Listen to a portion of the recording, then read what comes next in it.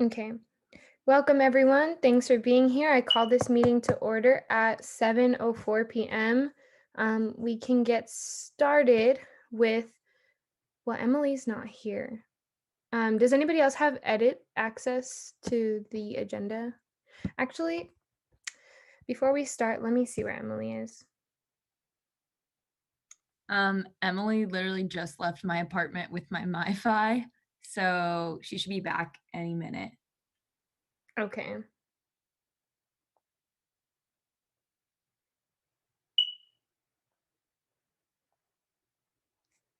Okay.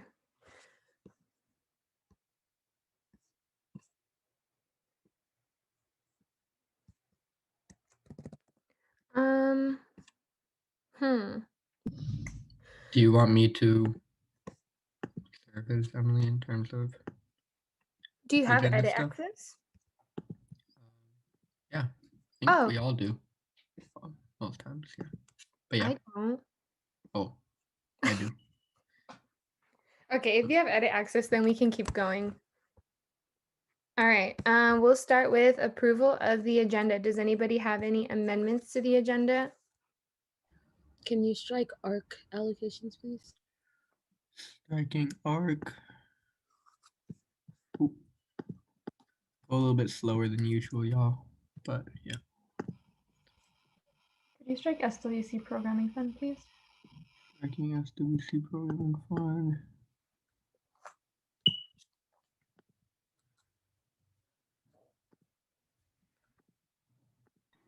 Could we strike SFS, please? And could I also get a verbal officer report? Cool. Verbal officer reports for Jonathan and Noe.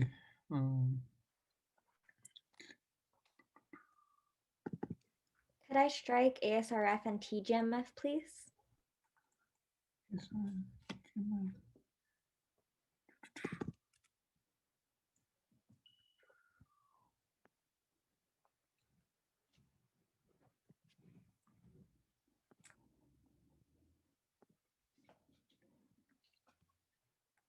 Anybody else? Can we strike capital contingency, please? Striking capital contingency.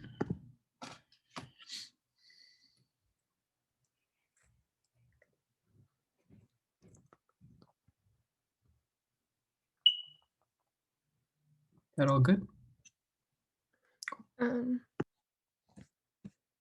Oh, I was going to say, I'm also going to suggest that we turn Bakker's developing a mechanism to return excessive surplus from student fees under UCOP policy to just a regular discussion item about surplus.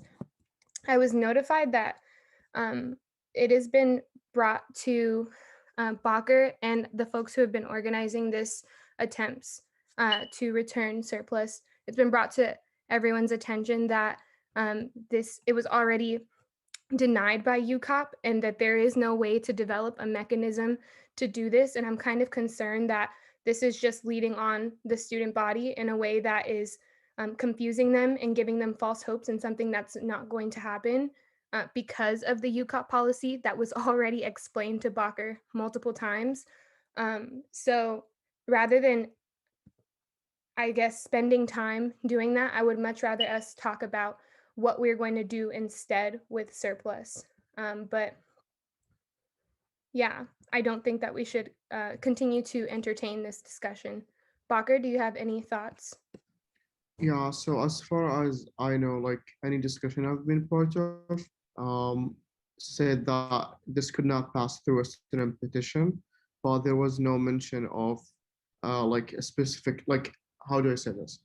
So all of the discussions I've been part of basically said that this could not be part of the constitution or like a student-led petition, but nothing against like the concept in itself, because it is part of the UC policy. And just to note in here, I think also Zalika is I don't, yeah, Zalika is here. So she was the one who brought to me the fact that under UC policy or UCA policy, there is a clause regarding this. So maybe Zoe can also talk about this. Zuleika. And like the document is there and it says clearly that we can develop a mechanism. Zuleika. Yeah, so I just wanted to add in, Accord, that I did the research to see if it was even possible to return fees. And I think that that should not have been put on myself or other students. It should have been put on you and the group who was doing the research to see if this was even possible. So I did the research to look if it was even possible. But if you read the language does not mention anything about surplus or anything about over fees that roll over. It talks about referendums or policies within the referendums that can take place. So that's what I want to say, is that this research should have been done way before. And that burden falls on you and the students who tried to put this together, knowing that UCOP may not even approve this.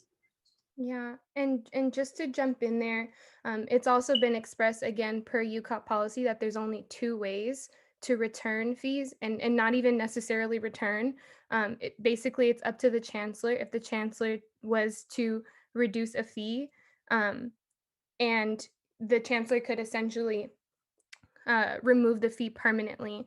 But it's not a 1-year thing, and it's not a refund. It's just this fee would cease to exist after a year. And then another way to do it would be checking in my notes. Oh. Okay, actually, I didn't record the second way. Oh, well, actually, the second way that we could discuss this is that we could just decide what we would want to do with surplus. And it would have to be, again, it wouldn't be us returning money. It would be us deciding to put it into some kind of funding pool, or deciding to do another USAC surplus relief with a reasonable amount of numbers consistent with what we've already done before. And then I see Zuleika here saying, oh, did you want to jump in? Yeah, I also just wanted to say that when we talk about surplus, think about the amount of money. Sorry, my cat. If we were to give surplus funds, like let's say back, it would be $5 per student, or, but also, sorry, my cat is distracting me. But also we have to think about that some of that surplus funds is not the students, like this year's students' money. It comes from previous students. So we would be giving away previous students' money to other students. So I think we have to think about that also when we're making these decisions. Oh, and last thing I wanted to mention too, I remembered the last thing that we could do too is run a completely new referendum that would undo the fee that folks are trying to get back. But that does not mean that we would be, again, returning or refunding. So again, I just want to reiterate that to entertain this conversation is to give students false hope. It's to outrage students even further. And I don't think that we should be entertaining it. So I'm going to ask that we remove it from the agenda. And if folks disagree, you guys could always vote no on the agenda.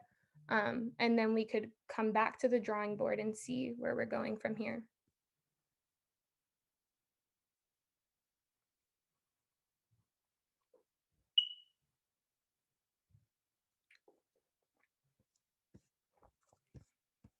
Instead, Emily, can you turn it into a regular discussion item about surplus? Yeah, sounds good.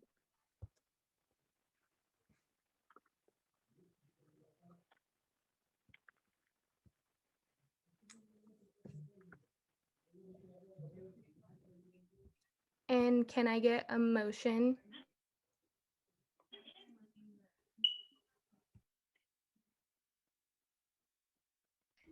A motion to amend the agenda or to, Approve. I motion to approve the agenda. I second. All in favor, please raise your hands.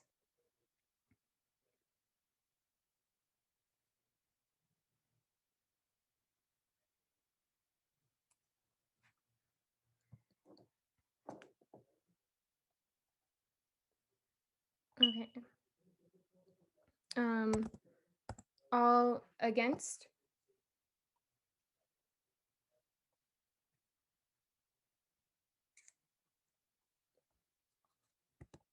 Okay, and all abstaining? Okay. By a vote of 10 to 1 to 0, the motion passes and the agenda is approved. Moving on to approval of the minutes from April 6th. I motion to approve the minutes from April 6th. I second.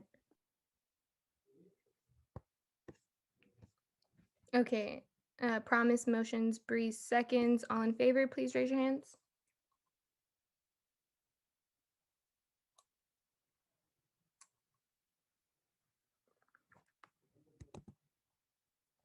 Okay, all against?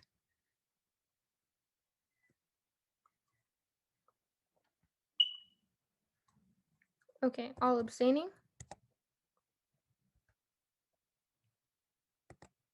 Okay. By a vote of 10 to 0 to 1, the motion passes and the minutes from last week are approved. Moving on to public comment. Public comment is the opportunity for members of the public to be able to address council on issues that are pertinent to them. Please remember to keep public comment to about 2 minutes. Remember to attack the idea, not the person. Freedom of speech does not mean freedom from accountability. And yeah, if you would like to give public comment, please use the raise hand feature. We're going to upgrade you, and then please use the raise hand feature again to make sure that we don't lose you. We're going to start with Laura Gong.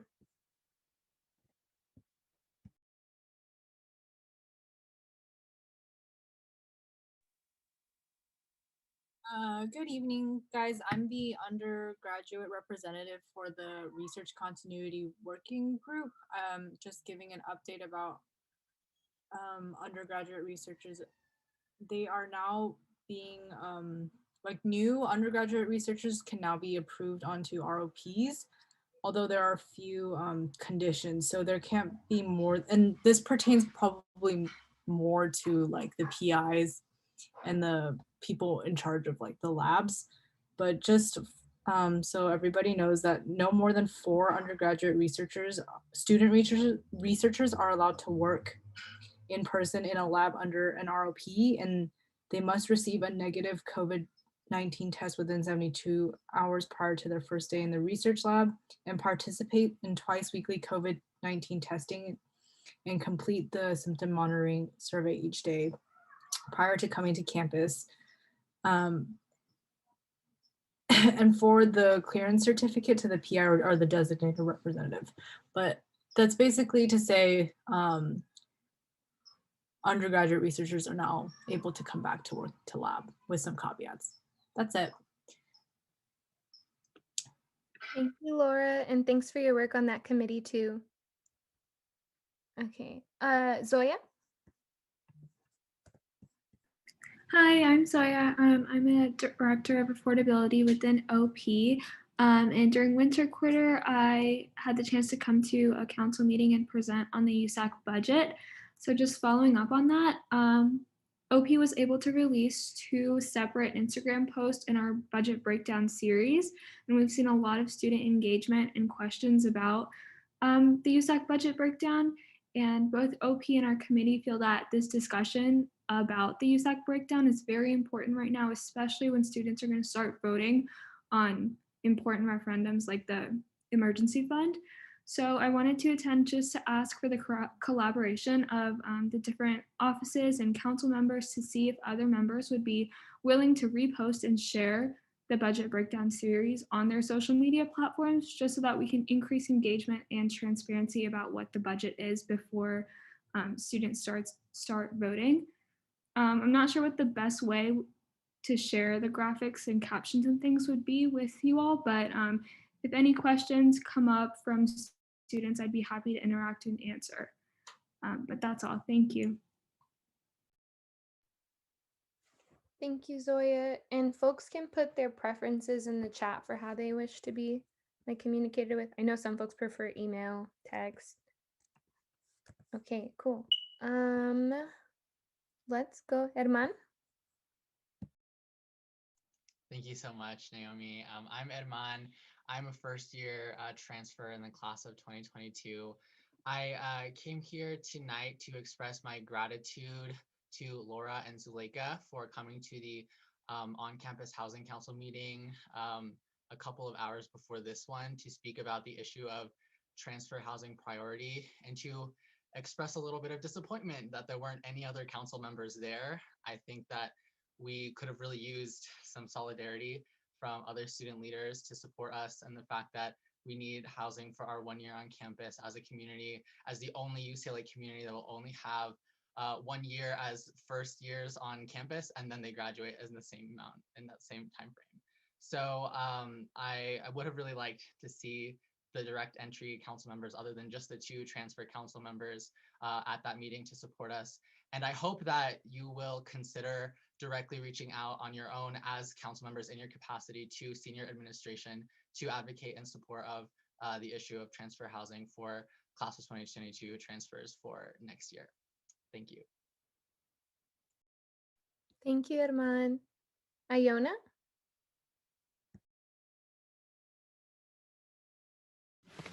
Hello, one moment. So tonight was the OCHC meeting.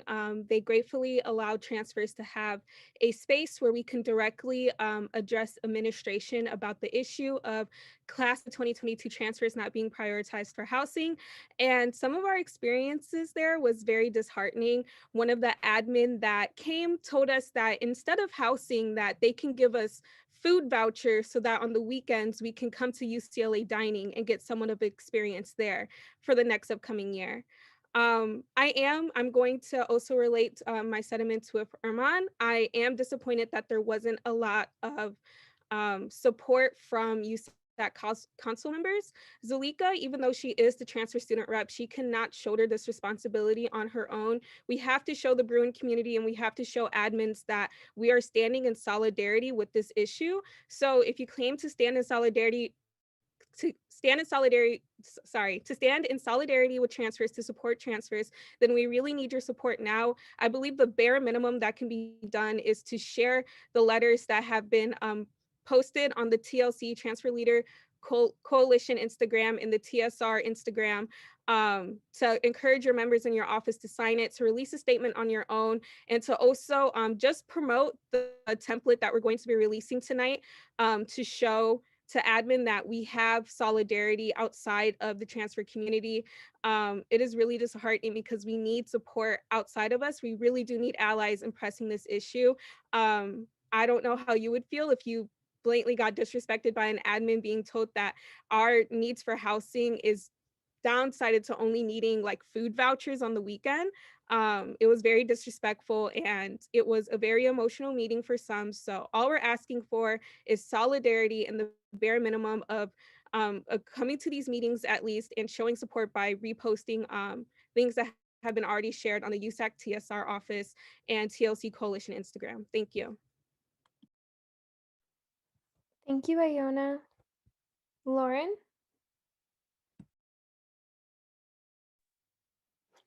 Hi, everyone. I just wanted to say that like now more than ever, we need transfer allies, and that, you know, in order for like admin to take us seriously, like it can't just be transfers. It was really, really disheartening that, you know, we were basically like begging them to give us an experience that is, you know, just like every Bruin should have. And I think that, you know, it was very emotional for a lot of transfers because it's like we feel like we have to fight for something, and it's just sometimes it feels really isolating too, that like transfers are the only people that like care about these issues. So it would just mean a lot if we had, you know, more support and like if like we got like everyone to like boost when we do come out with these action items, because it was just really like dystopian, like talking to admin and they're like, oh yeah, you can get food vouchers, and like some of them were very condescending to us and like trying to be like fake nice, like, oh, like I get what you're going through. Like, no, you don't get what you're going through because you're not experiencing what I'm going through. So yeah, that's all I wanted to say. Thank you. Thank you, Lauren.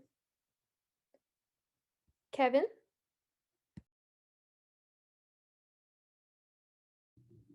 All right, hello, thank you. So, hello everyone, I am Kevin and I am an intern with Calpers Students, one of the student advocacy orgs on campus. Sorry, we address a range of issues from civic engagement to climate change. To ensure our state continues to address climate change, Calpers has launched 2 campaigns. One focuses on committing California to 100% renewable energy by 2030, and the other focuses on ending oil drilling and fracking, in particular by supporting California Senate Bill 467, which would end most oil drilling in California by 2027. One way to encourage our state government to act is by showing how much student support there is towards addressing these issues. And equally important, we also want all of you to have a stake in these campaigns. Thus, we hope to create an environmental coalition for student leaders and organizations on campus who care about such environmental issues. We plan on hosting a meeting on Tuesday, April 20th at 5 p.m. for any potentially interested groups or students to discuss the possibilities of such a coalition and what it could look like. This would provide a space for collaboration, promoting each other's events or even co-hosting events, and maximizing our student power on campus. If you are interested or have any questions, please fill out this Google form that I will drop in the chat right now. Just give me 1 second. Hold up. My apologies. I need to pull this up real quickly. There we go. So again, if you are interested in forming an environmental coalition, please check that form out. And my contact information is on there too if you have any questions. Thank you. Thank you, Kevin. Prob? Hey guys, it's great to see you all again. For those of you who don't know me, my name is Prob. I'm a 4th year history major and I'm also the Calpers chapter chair. Kevin kind of already gave an introduction on Calpers, but I just wanted to emphasize that we're a statewide student org. We work at 8 UCs and advocate for students on the issues that we care about the most. But the biggest reason why we're so effective is because we have more than 35,000 dues-paying student members across the state who back us up and give us the resources and grassroots power to actually win our campaigns, but also to fulfill our mission to train the next generation of social change leaders with our training program. And since we're funded by students, that means we are accountable to students and advocate on the issues that our peers care about the most. But I just wanted to give you guys a really quick update on what Calpers been up to the last 2 weeks. I know I haven't been here. We actually just ended our recruitment drive last week. So we usually run our recruitment drives the first 2 weeks of each quarter, because in order to actually train the next generation of activists, we need to have students involved to train. It's something that I always say, it's, we all come to college wanting to make a difference, but it's kind of hard to know where to start. The world is very big, the issues are bigger, we're all just one person. So we want to make sure that we're giving students the opportunity to make a change if they want to. Plus, we also have some pretty big goals of accelerating California's transition to clean energy, making textbooks affordable, ending oil drilling, and institutionalizing voting. So we need a lot of people power to make that happen. But we had our big kickoff meeting on Wednesday to launch all of our campaigns, and we had 161 students there.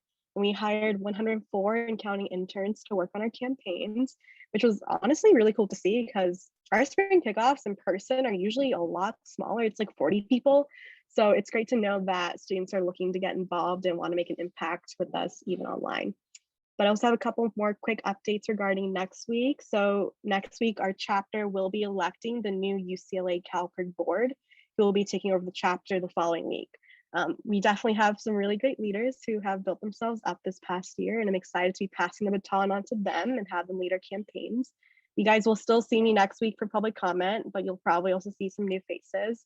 And I'll save my sappiness for next council, but don't worry, I will still be gracing your screens a lot.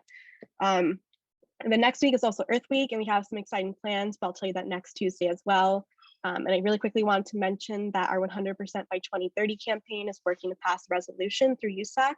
And we've reached out to most of you guys, but we also want to be conscious of your time. So if you're able to respond to that email, set up a meeting, that's great. But if not, that's totally fine. And we'd just like to answer any questions. So feel free to shoot us an email back if you do. But yeah, as always, please reach out if you guys or anyone else in the audience who's in another group or working on an issue would like support or help from us. We're more than happy to help in any way that we're able to. Just go ahead and DM me. I'll be on for a couple more minutes, but thank you. Awesome. Thank you, Prob, and congrats on the new job. Thank you. Cool. Laura, are you and Zuleika giving public comment? Yeah, if Okay, that's go ahead. okay. Unless any other attendees would like to give comment first. Oh, actually, we have 2 attendees. Yeah, give them the floor first. Okay. Karina.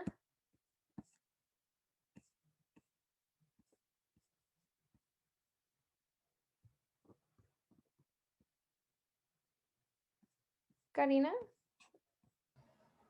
Hi, can you everyone hear me? Yeah. Thank you, Justin's thumb up. So hello council, my name is Karina. I am a 3rd year recently graduated transfer student, one of the co-chairs of the Transfer Leadership Coalition.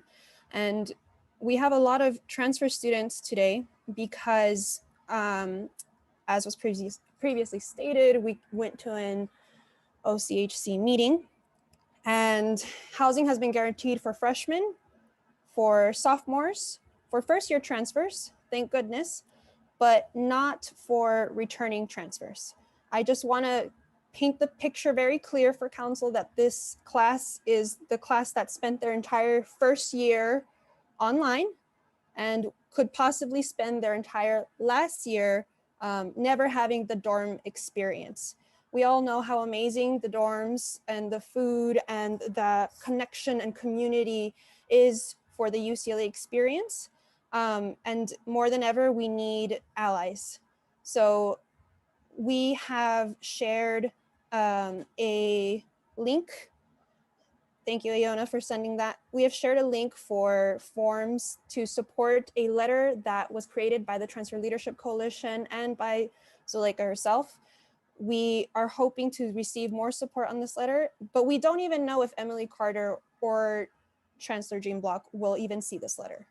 To ensure that they actually see this letter, that any action can actually come from this, we're asking for your support in any way possible. If you have a contact to Jean Block, if you have, oh, thanks Z.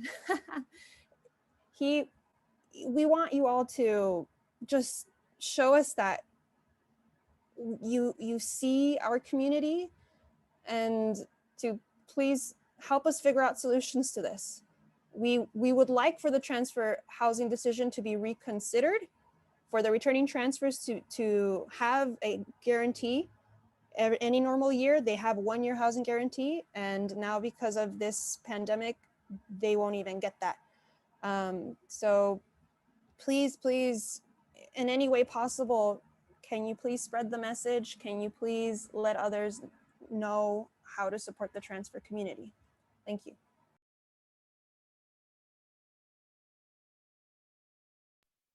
Thank you, Karina.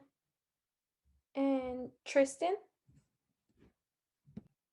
Hi there, I'm Tristan. I am a first-year transfer who I've spent my entire UCLA time virtual. And I just wanted to echo what my peers have said. This is really, really important to us. And just to kind of share my experience, the last couple of weeks of dealing with not getting housing after being told that we would get housing feels like there is a very big divide in how much the school values the transfers versus the direct entry students. I know that USAC is supposed to represent the student body and the needs of the student body and what's best for the school. And having a student body that is divided in this way is just a really big problem. And to have so many students feeling so undervalued and underserved, in addition to the issues with like need and problems with not having the college experience and having familiarity with the college experience. It's also not really feeling like fully welcomed as a Bruin. So just another kind of piece of the puzzle to consider. All right, thank you. Thank you, Tristan. Laura? Cool, thank you. First of all, I just want to say like a huge thank you and a huge I'm with you to all of the transfers that are here tonight. You are brave, and I hear you and I see you, and I'm gonna fight for you like hell. Now this comment is addressed specifically to the council members that were not at the meeting today. As my fellow transfer colleagues have said, this evening was the OCHC meeting on the housing decision for the 22 transfer class. I am in solidarity with my transfer peers. I am devastated about the lack of USAC representation at this meeting. We need you to stand with us. You are our student leaders, our representatives. If you aren't showing your support in our most difficult times, how can we think that USAC is working for us and caring about the transfer experience? It's all very well and good to attend events and show transfer support when you're running for office or must be held accountable at the start of your term, but when your term is coming to an end and you no longer need to appease the student body, it seems like you don't actually care about transfer students. We make up a third of the student body, and we're only growing. You need to step up and support students and set a precedent for how future councils treat the transfer student body. I encourage you to take the suggestions from public comment, reach out to administrative leaders, use your platform to bring attention for the injustices that transfers are facing. Demand better for transfers now and for as long as UCLA exists. Thank you. Thank you, Laura. Zuleika? Yeah, I'm gonna keep mine a little short because it's been a long day of just meetings, and y'all know that I have done my very best to get meetings with admin, even though they ignore me, like just try to fight for transfers as much as I can within the capacity of the responsibilities, right, that I have outside of being a student leader. I'm also a parent. So I just want to stand in solidarity, as y'all know, with my transfer community. I fought for you in those meetings, as Naomi knows. She supported me as well as some other students. But I'm tired. I'm very tired of continuously fighting in these meetings, arguing with administrators, and I need counsel to back me up on this because it's been a fight that I've noticed that I just cannot win by myself. I do need allies. And I know that y'all stand with me because you signed my petitions, like you sign all these things that I send you, but I need you to show up. I really do. And being the only, being two of the council members who showed up to the OCHC meeting, obviously they name dropped me because I was in those meetings. And I feel like they did scapegoat off of me because they thought that because I was in those meetings that they, served the transfer rep that they needed. But Naomi, that not a lot of what I said was like considered. So even if I am in those meetings, it doesn't mean that I will be listened to. So I would just really appreciate council support, just moving forward. And I thank you for supporting me thus far, but I do need y'all to like show up for me whenever admin tries to call me out or any of these things. So I think the letter and doing a council-wide email would be very helpful. Thank you. Awesome. Thank you, Zuleika. And before we move on to the next public comment, I also just want to re-emphasize that we are hearing you all and definitely thinking through ways that we can continue to support beyond the advocacy that many of us are already doing with administrators that we know. And we know that it needs to go to Chancellor Block and EVCP Emily Carter, as they are the key decision makers, but continuing to move up the ladder to do that.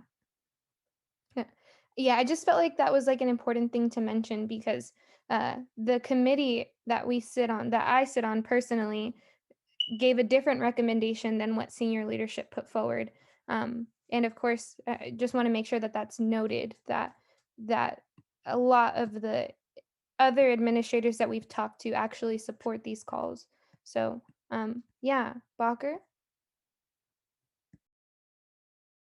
Hi, yeah.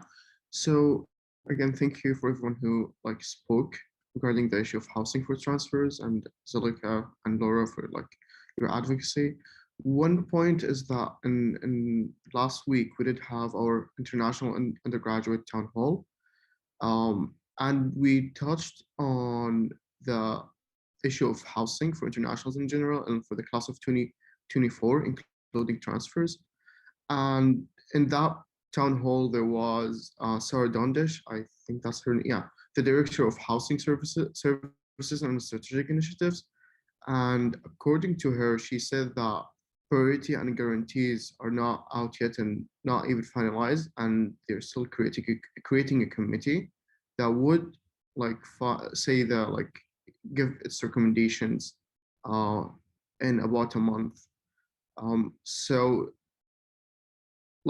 I'm confused in this, I'm sure what you're all saying is correct. That's definitely correct. But if she's also saying this to us, and that nothing is finalized, but at the same time excluding transfers, I think housing administration in general needs to be held accountable. So yeah.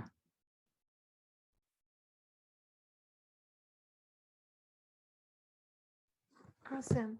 Would anyone else like to give public comment?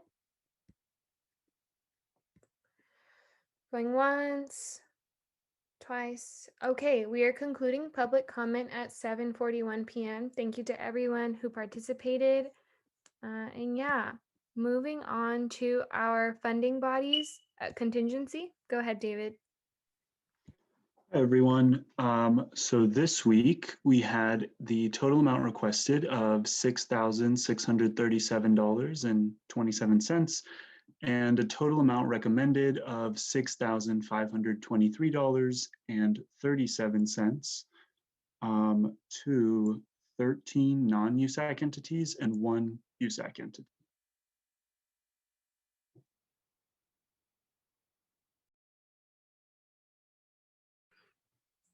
A motion, unless folks are still looking at the chart.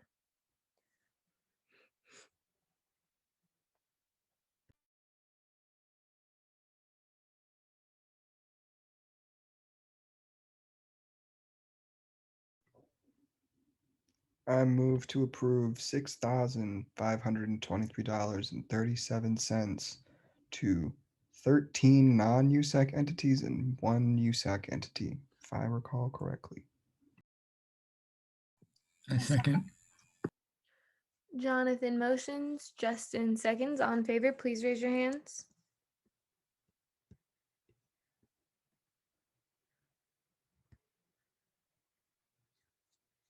Okay. All against?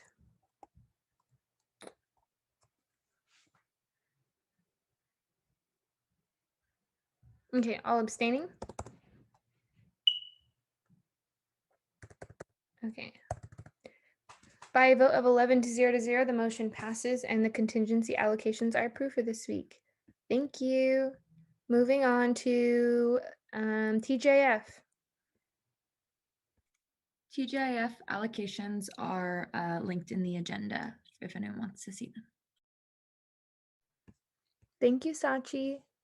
Okay, awesome. Moving on to our USAC Seat at the Table initiative. This week we have Samahang Filipino presenting to us. Take it away, Cassandra. Hi everyone, I'm going to share my screen now.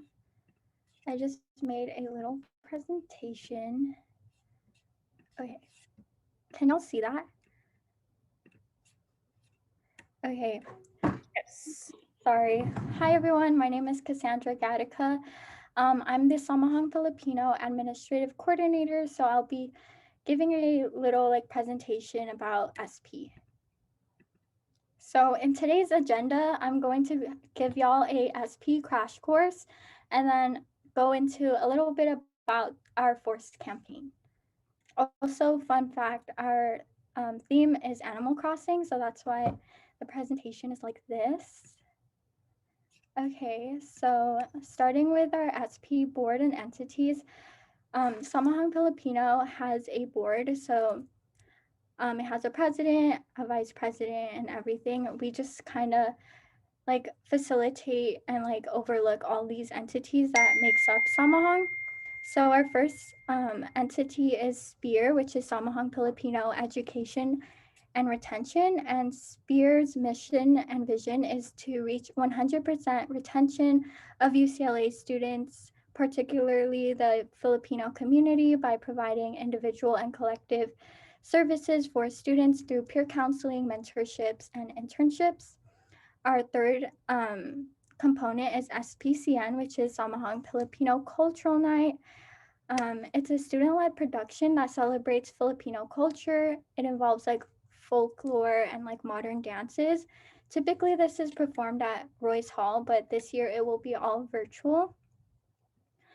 Our third entity is SPACE, which is Samahang Filipino Advanced Community and Empowerment. And so with SPACE, we have a solid partnership with students, parents, and key stakeholders within underserved communities and communities of color to promote access to higher education. So we actually have 2 high school sites where we actually like go to these high schools and mentor students. And then our last entity is Kabalikat Core, which is Samahang Filipino's sexuality and gender component at UCLA that offers a safe space for ally and queer identified people to meet, and we also empower and advocate for this community. Oh no.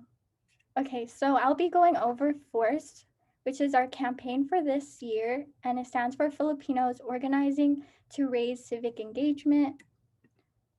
So the reason why we decided to have this as our like campaign for this year is due to many factors that the Filipino community is facing, such as COVID-19 impact, resource insecurity, and the anti-terror law in the Philippines, and then attacks on our indigenous community and racial injustices.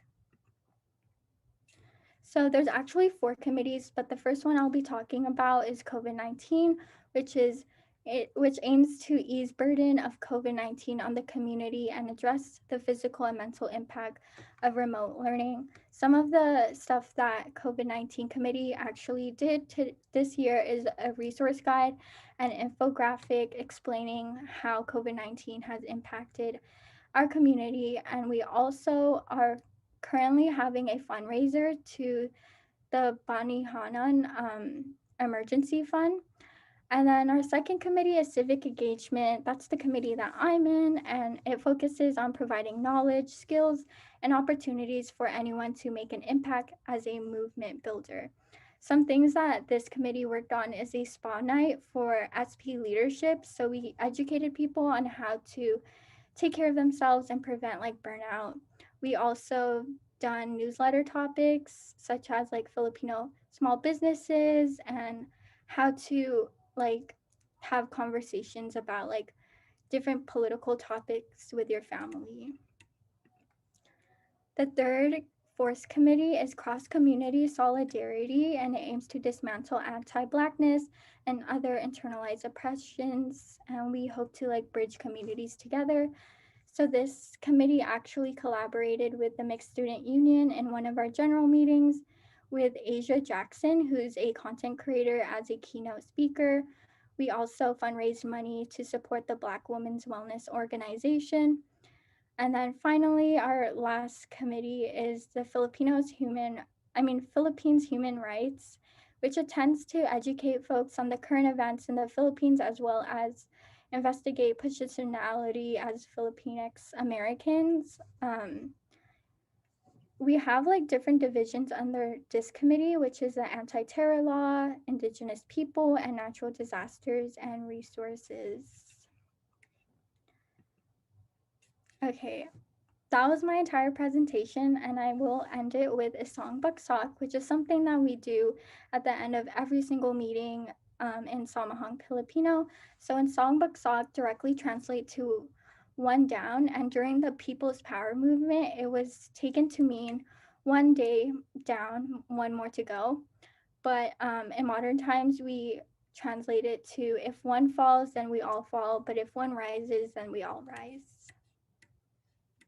Okay, that was my presentation. I hope you all enjoyed it and learned a little more about Samahang Filipino. Thank you so much, Cassandra, and also shout out to SP. Does anyone have any questions for Cassandra that they would like to ask or words?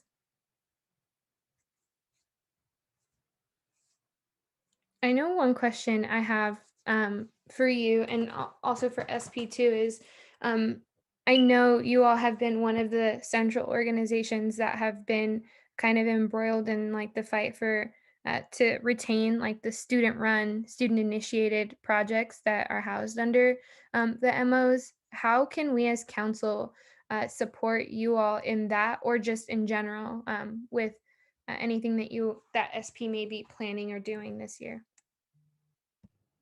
Yeah, so we actually took steps to write a public letter addressing this issue. And then we also like created this Flip Thursday video so we can like educate students on like what exactly is happening within CPO. It was already sent to like administration of UCLA and everything. And we just got a response by Vice Chancellor Monroe Gordon recently. But his response wasn't that like it wasn't really addressing like our demands from administration. So we're trying to figure out what we can do to mobilize and really, you know, fight for our student voices. So I'd say that if y'all can support us by like following us on social media, which seems like pretty cheesy or something, but like we'll be promoting a lot of like ways to support us on Samahang Filipino on Instagram. I can also like personally like email everyone and counsel how to support us even further.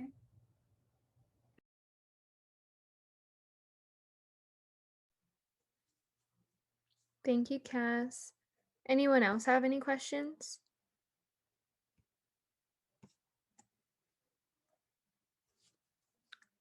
Okay. If not, we just want to thank you again for coming in and participating. Feel free to stick around, council, or not. I know you probably have other things that you would rather be doing, but we are here if you need it. And yeah, big thanks for coming out.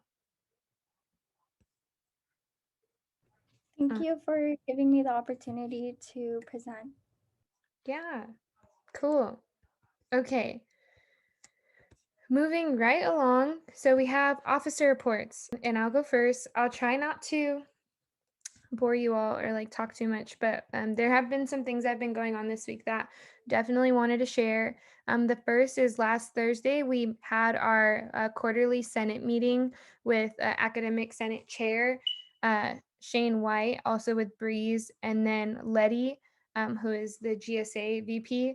And we talked about, or at least Breeze and I talked about online options for next year, making sure that there's sufficient hybrid options. We talked about the Student Advocacy Board and advocating for empathy within like academia. And then we also talked about transfer housing and bringing up the issues that still exist.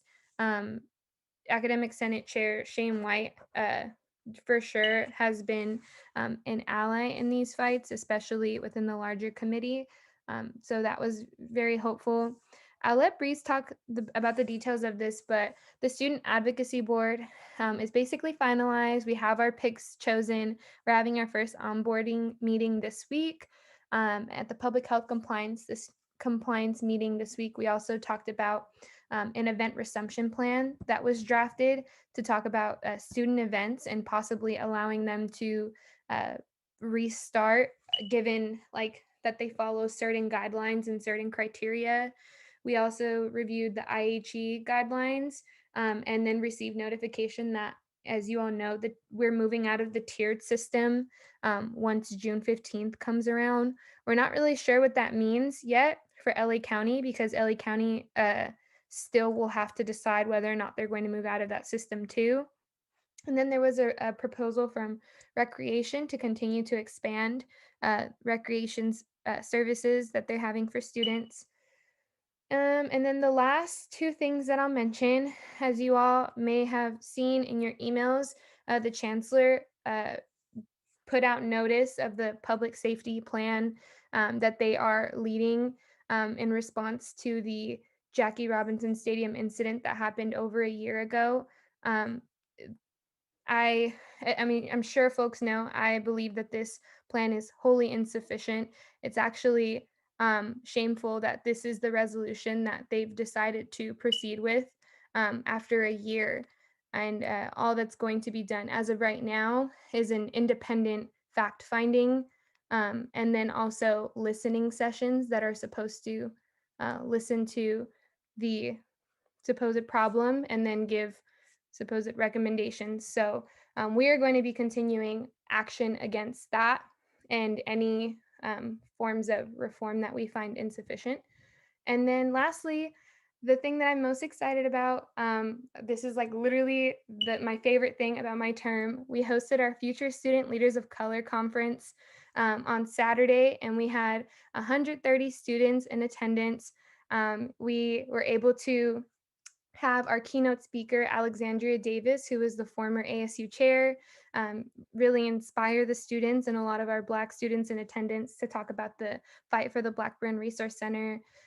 We had Ideas and Mecha leading some workshops and some other nonprofits that were there. And then, of course, we were joined by some of our amazing council members who totally inspired some of the kids, so much so that they like stayed after and were asking questions.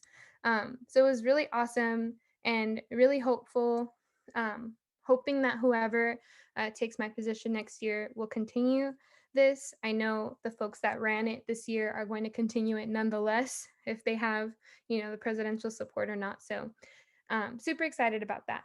And yeah, I'll end there because I've been talking for too much. IVP. Hello. Cool. For me, my Vote Workers First committee is working on one last student worker town hall before we close out the term. It is planned to be on April 23rd at 3:30 p.m. And an update on my rent relief awards. I have finished signing like 90% of the requisitions and I've sent them in from Vong. Vong let me know that there will be about a 5 to 6 week waiting period. So I'm working on an email to all the folks who were awarded this award and letting them know that that's how long the waiting period is going to be, because it's a little bit longer than I had initially expected and told them. Revamp Advocacy Partnership Committee is having coffee chats with student organizations open until week 5. So please contact them if you're interested in meeting with them to talk about how you can improve or rework stuff that your student organization is working on. There will also be meeting with AVC Nick DeLuca and Dean of Undergraduate Education Adriana Garban to discuss student questions, doing some outreach to student orgs, other USAC offices to gather questions from students. But please let me know if you have anything that you would particularly like answered, and I'll make sure that that makes it into the list of questions. My Transformative Justice Now committee is working on a workshop about abolition and transformative justice on April 16th at 3:30 p.m. And then finally, my Campus Safety Alliance committee is working hard. They have a meeting about Title IX scheduled for April 20th at 5 p.m. PST. They also posted a graphic about the UC data breach and how to take steps to protect yourself. So would ask that other USAC offices please post, because I've heard from several people that was the first time they heard about it because they automatically delete emails from UC. So yeah, please help us spread awareness on that. And finally, we're in the process of planning an event to continue our abolition series.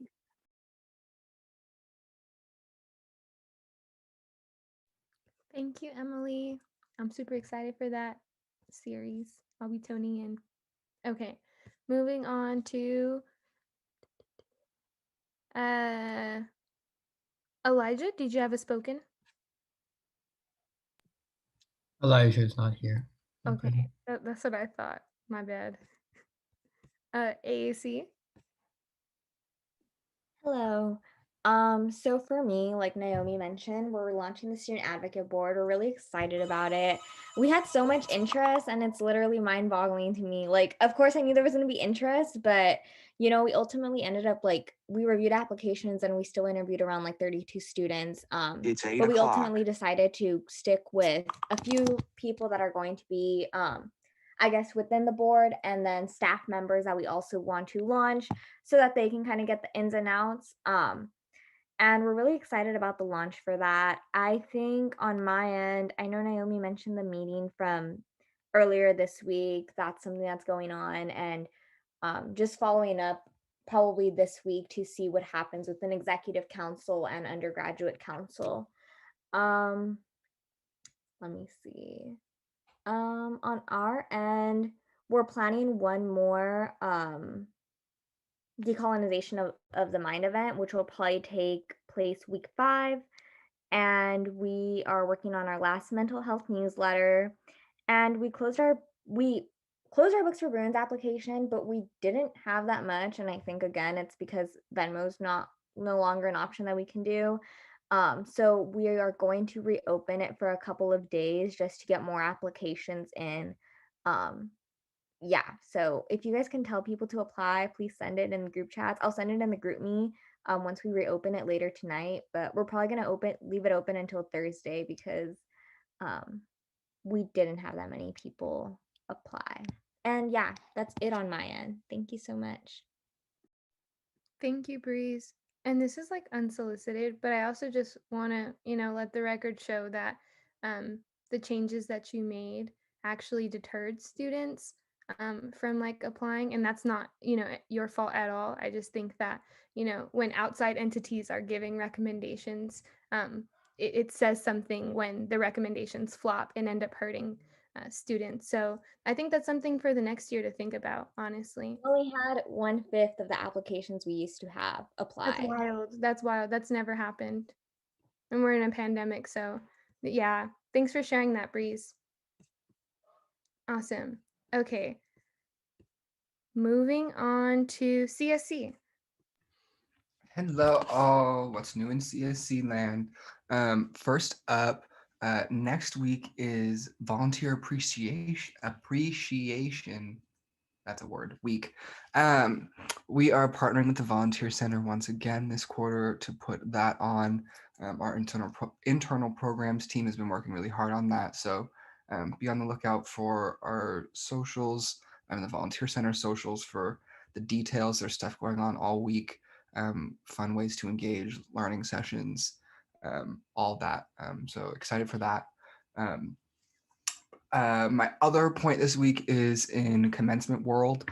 If you have not yet seen, or for those in the audience that have not yet seen, the chancellor has released a statement regarding their decision on commencement for the end of spring for June. So there will be what are going to be called student celebrations.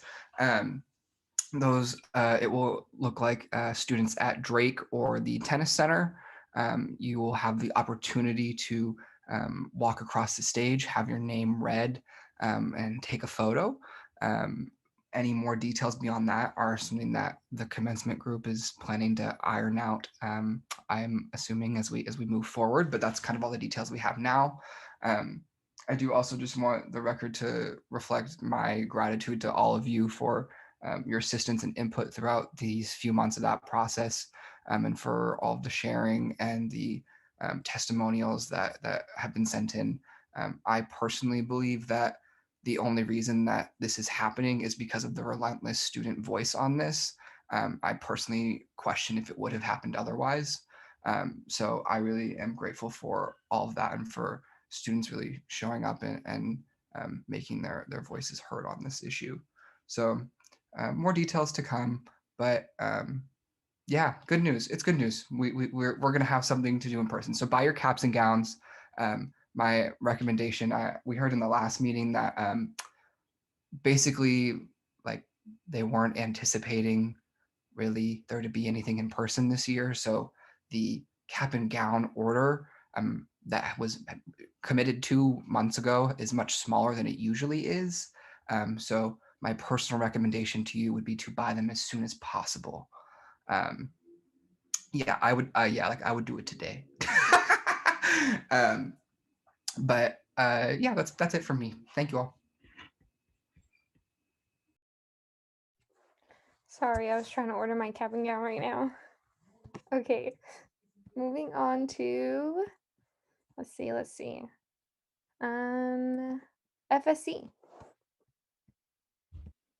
Thank you. Hello, everyone. So giving you an update on the relief fund. Of the 1740 applications we had, we were able to have 1530 of those read by this past Friday. So a majority of our applications are read, but we did have some readers who were no longer able to read them. So we have about 200 applications that are still left to be read. But luckily, I found a reader that can take those on. Just due to the time frame, I am giving them an additional week to complete these. So by next Tuesday, they should all be fully read and scored. But so really the question I have for you all as council is we currently have about 750 students selected already to receive this funding. Is there any opposition for me to start submitting these requisition forms while more applications are being read? The only reason I ask this is because the new applications wouldn't impact the current award, the current awards that students will be receiving. So if we start filling out the requisition forms now, hopefully students can receive them a little bit faster. But the expectation is still to be distributed through the entirety of the quarter, similar to Emily's rent relief program. So is there any opposition to us doing that while applications are still being read? And thank you, Emily, that's fine. If there is no opposition, then I think we'll go ahead and start submitting those requisition forms. And I will be able to update you all hopefully next council meeting with the final numbers of the relief fund. But I don't have those for now. Additionally, our Financial Opportunities Center is looking for any financial resources that we can plug into our weekly newsletter. So if you know of any financial resources other than what you've been posting on Instagram, we're trying to kind of collect those as well onto our newsletter. If you know of any resources, please just text me or DM me with any of those resources. And that's all the update I have for you all. Thank you, Noe. And then I think, Bacher, you also have a spoken? I could be mistaken. I think that was my bad. I didn't take it okay. off from last meeting. Oh, no worries. No worries. Okay. Did I miss anyone else? Okay. Jessica. Hi, everyone. Just a couple announcements today. First of all, really exciting about commencement. And just want to plug that Bruin Custom Print will do custom sashes. If you end up getting a sash and you want to get it embroidered with something cool, they do really great work and they're located right in Ackerman Union. So definitely check out their posts on their website. Their work is really amazing and they're pretty quick turnaround. And then the other two things that I wanted to mention to you all, and I'll be dropping a couple links into the chat. So we have our Art in the Union program that's going on right now. The deadline to submit is April 24th.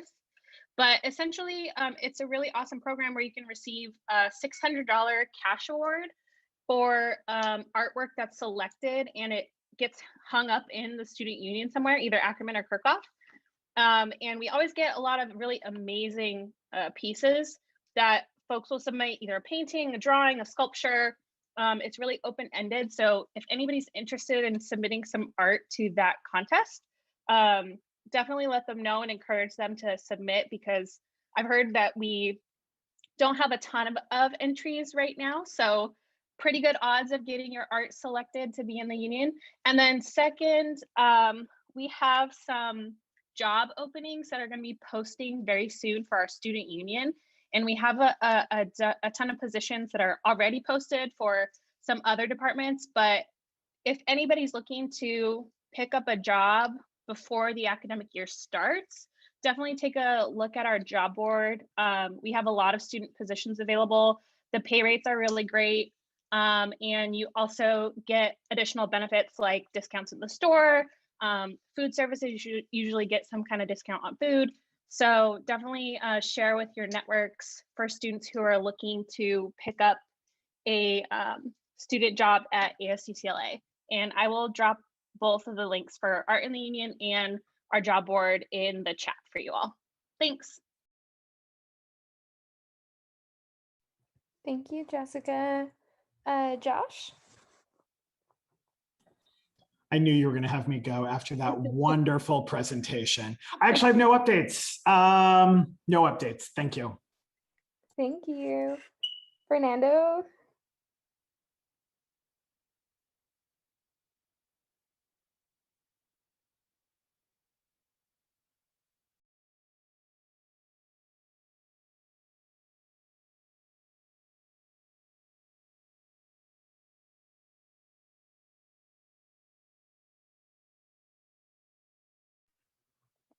Thank you, Fernando.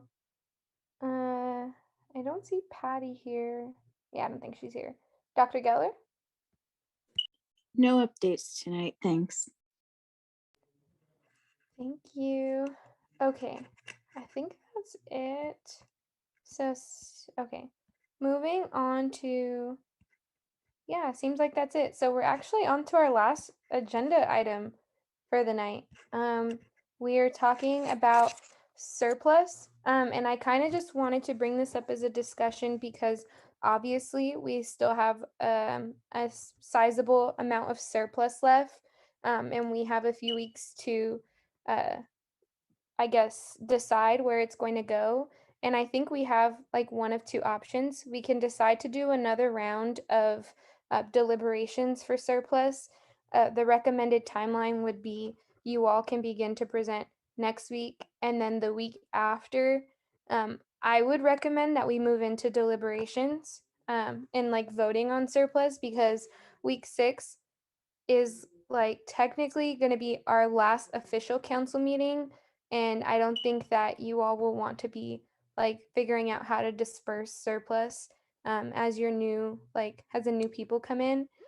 So I would really recommend that within our last 2 weeks we figure out what we're going to do. The other option that I think we should also think about exploring is potentially not doing anything with surplus and leaving it for the incoming council, or figuring out what other kinds of funds that exist that we may want to turn that money over to. But again, I'm open to suggestions. I wanted to provide the space for folks to kind of think through that process. Jessica, could you give us an idea of how much surplus remains or is left over? Yeah, I'll try to see if I can pull a document while we're having this conversation, but I don't know off the top of my head because a lot has already been allocated for different purposes. So if there is any amount remaining, I don't think it's it might not be much. So let me just see if I can find the document. If not, then I will email Vong and ask if he has the number handy and share it out with you all. Okay. Anybody have any thoughts here?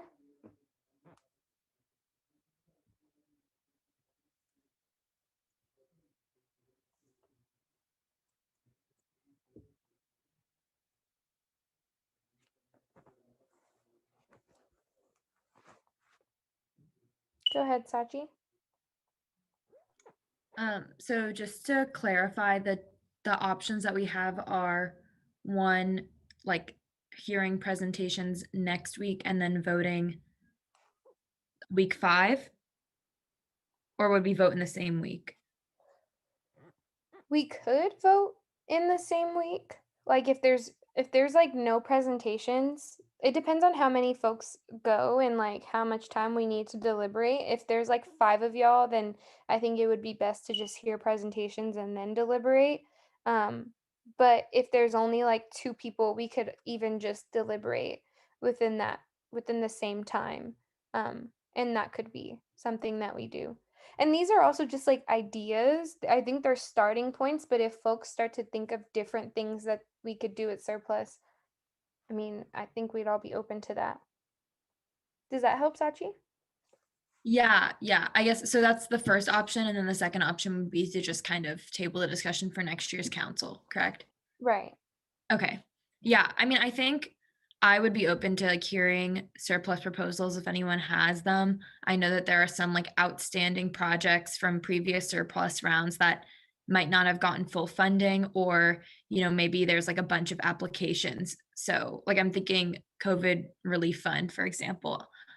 There's a lot of applications that would have been funded if there was more money available. So maybe hearing mostly those, and then if there is a new idea, I would just personally say like it doesn't feel like it makes sense to fund something that would have to be scrapped together in just a few weeks.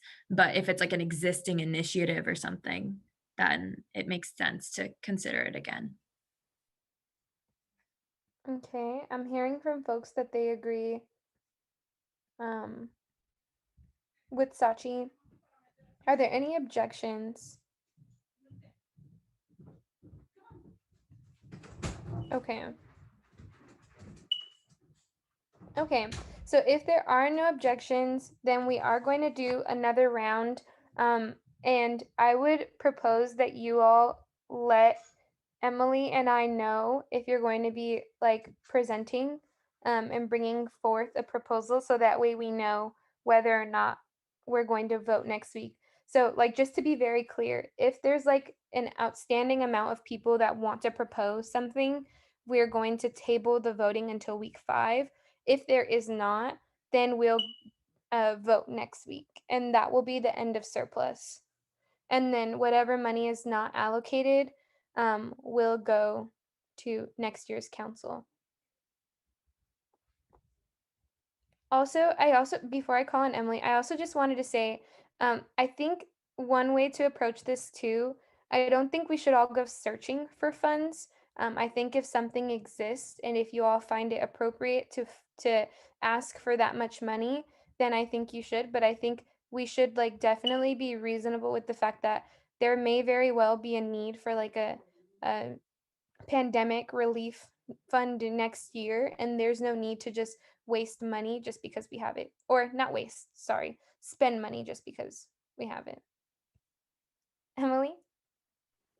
Yeah, +1 to what you just said, but I also want to let council members know, please let me know by Thursday if you are bringing forward something to surplus. That would be preferable so that I can have an advanced idea before I start putting together the agenda on Friday. Cool. Okay. Emily, do you want to put that in the chat too? Because I know like Aiden has a proposal, so. Yes, I'll put it in the group me. Okay. I think Jessica said she was looking for the final number. I think she says she would connect with Vong first. Oh, okay. Thank you. Yeah, waiting on reply from Vong. So it'll probably not come within this meeting, but that's okay for the time being, because I don't think anybody's going to work on it tonight, I guess. So we can wait on Vong. Awesome. Other than that, there's no other items on our agenda, so I'm ending this meeting at 8:18 p.m. The recording has stopped.